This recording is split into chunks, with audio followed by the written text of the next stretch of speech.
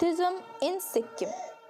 Buddha, born with the name Siddhartha Gautam, was a teacher, philosopher, and spiritual leader who is considered the founder of Buddhism. He lived and taught in the region around the border of modern day Nepal and India sometime between the 6th to 4th century BC. The Bhotias of Sikkim are said to have migrated to Sikkim from Tibet sometime in the 17th century. They are the follower of Nyingma sector.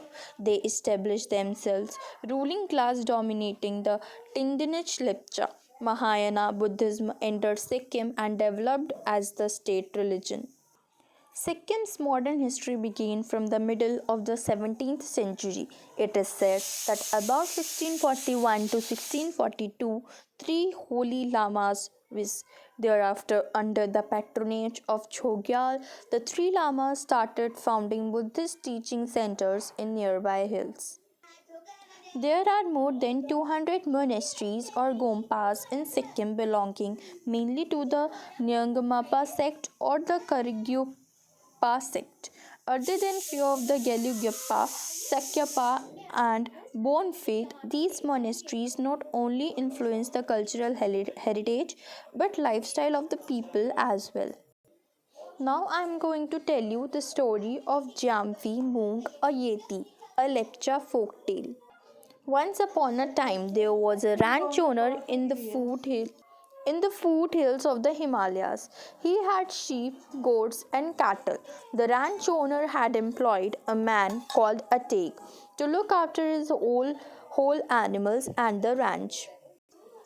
Living alone at such lonely, gloomy, and remote place in frustration, Atek, the herdsman, used to play his pantaong pellet, a four-hole lepcha bamboo flute, producing a haunting and melancholy tune.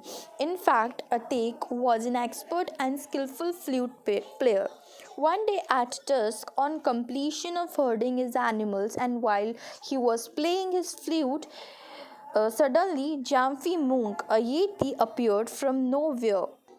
Atek saw a tall, hairy, fierce, and aggressive looking female yeti in front of him.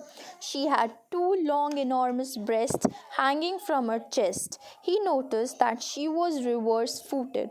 Her heels faced the front and the toes backward. Atek was very much frightened and was at loss. However, unconsciously he continued to play his flute. The female yeti came near him and listened to the playing of flute with immense interest, attention, and curiosity. After playing the flute for a considerable time out of tiredness, when he put his flute down on the ground, the yeti picked up and placed it near his lips, signaling him to play on. This way, Atek played his bamboo flute until dawn, when suddenly she left. The next evening at dusk, on completion of his chores at the ranch, Atek, his